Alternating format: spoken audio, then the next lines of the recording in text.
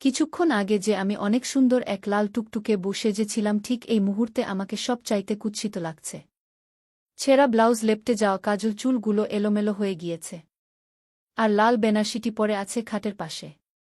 আমার পাশে শুয়ে আছে নীরব, আমার ফ্রেন্ড, আরও একটা পরিচয় আছে তার। সে আমার বেস্ট ফ্রেন্ডের ফিয়ান্সে। বাহির থেকে খুব জোরে জোরে দরজা ধাক্কাচ্ছে। শাড়িটা কোনো রকমে গায়ে জড়িয়ে এগোতে লাগলাম দরজার দিকে। দরজা খুলে দেখলাম আমার হবু বর, হবু শ্বশুর বাড়ির লোক, আমার বাবা মা সবাই আমার দিকে তাকিয়ে আছে। হঠাৎ গালে সজোরে আওয়াজ হল, হ্যাঁ বাবা, আমাকে চড় মেরেছে। অনেক অপমানিত হতে হল। আমার বিয়ে ভেঙ্গে গেল। পারিবারিকভাবেই আমার বিয়ে ঠিক হয়েছিল। নীরব তখনও বেঘোরে ঘুমোচ্ছে। বাবা ভাইয়া মিলে নীরবকে তুলে অনেক মারল। কিন্তু তারপর যা বলল তা শোনার পর আমি স্তব্ধ হয়ে গেলাম। আমাকে নাকি নীরবকে বিয়ে করতে হবে? নীরব অসহায় দৃষ্টিতে আমার দিকে চেয়ে রইল। এখনও যেন সে কিছু বুঝতে পারছে না। সে হয়তোবা ভাবছে আমি কিছু করব। কিন্তু সবাই যে আমার কথা শুনতে নারাজ। প্লিজ কিছু বল তিরু। সিহাব ভাই, তুমি তো বলো কিছু। তুমি তো আমাকে চিনো। আমি জানি না এখানে আমি কিভাবে এলাম, আমি কিছু জানি না। প্লিজ কিছু করো। আমার তো বিয়ে ঠিক হয়ে আছে, আমি তো তাকে বড্ড ভালোবাসি। আমি অন্য কাউকে বিয়ে কিভাবে করব? নীরব অনেক আকুতি করে বলল। কেউ আমার আর নীরবের কোনো কথা শুনল না। 3 বার কবুল পরে আমাদের বিয়ে হয়ে গেল। নীরব পুরো পাথর হয়ে গিয়েছিল। ঠিক তখনই ওখানে উপস্থিত হল আমার বেস্ট ফ্রেন্ড রিয়ানা। রিয়ানাকে দেখে আমি ছুটে চলে গেলাম তার কাছে।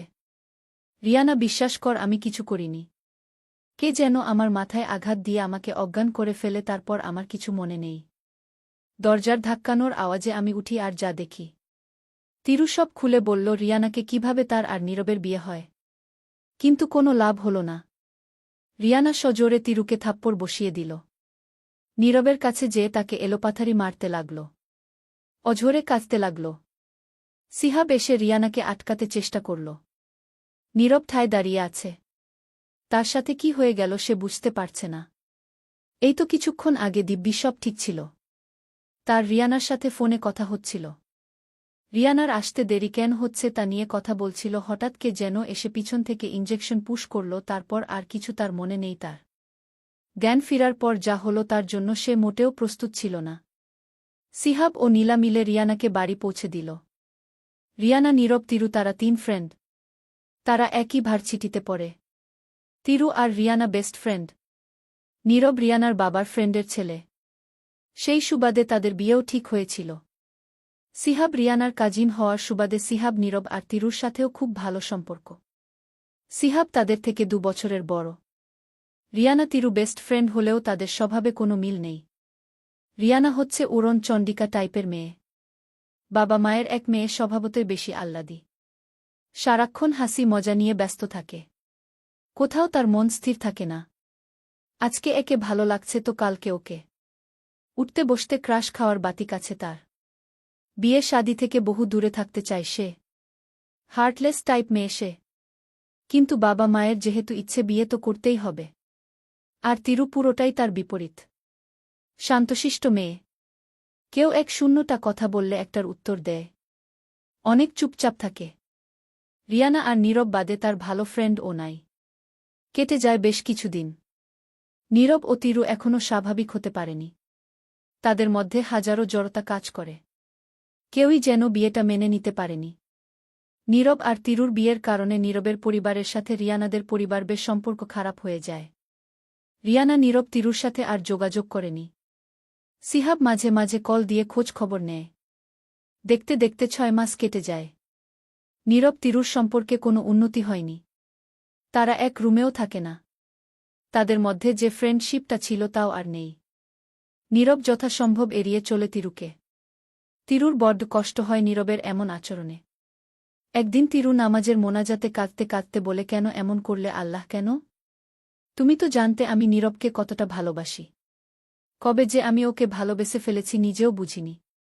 কিন্তু ও যে রিয়ানাকে ভালোবাসত। ওদের বিয়েও ঠিক হয়েছিল। আমি তো ওদের থেকে দূরেই চলে যেতে চেয়েছিলাম। তাহলে কেন আমার সাথে এমন করলে? এভাবে তো আমি ওকে পেতে চাইনি। বন্ধু হয়ে পাশে থাকতে চেয়েছিলাম, তুমি তো ওটাও আমার থেকে কেড়ে নিলে। ওর এই অবহেলা নিয়ে বেঁচে থাকা যে খুব কষ্টকর। নীরব তিরুর রুমের পাশ দিয়ে যাওয়ার সময় কান্নার আওয়াজ শুনতে পায়।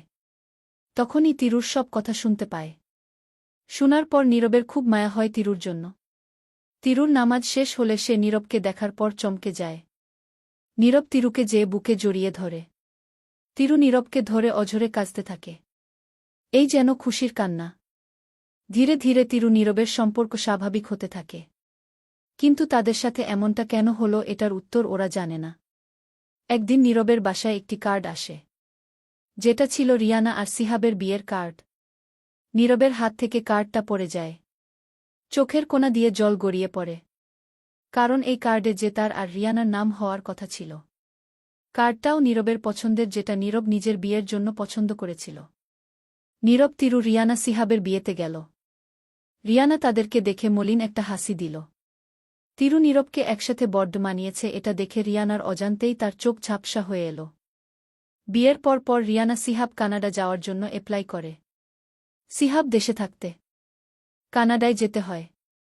2 বছর পর সিহাব চাইলেও রিয়ানা কোনোভাবেই দেশে থাকবে না। রিয়ানার জোরাজুরিতে সিহাবকেও রিয়ানাকে পিছন থেকে জড়িয়ে ধরে।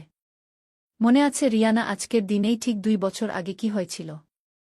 তোমার প্ল্যানটা কিন্তু একদম সাকসেসফুল হয়েছিল। আমি বুঝতেও পারিনি এত কাজ করবে তোমার প্ল্যান। তুমহে মাননা পারেগা বস।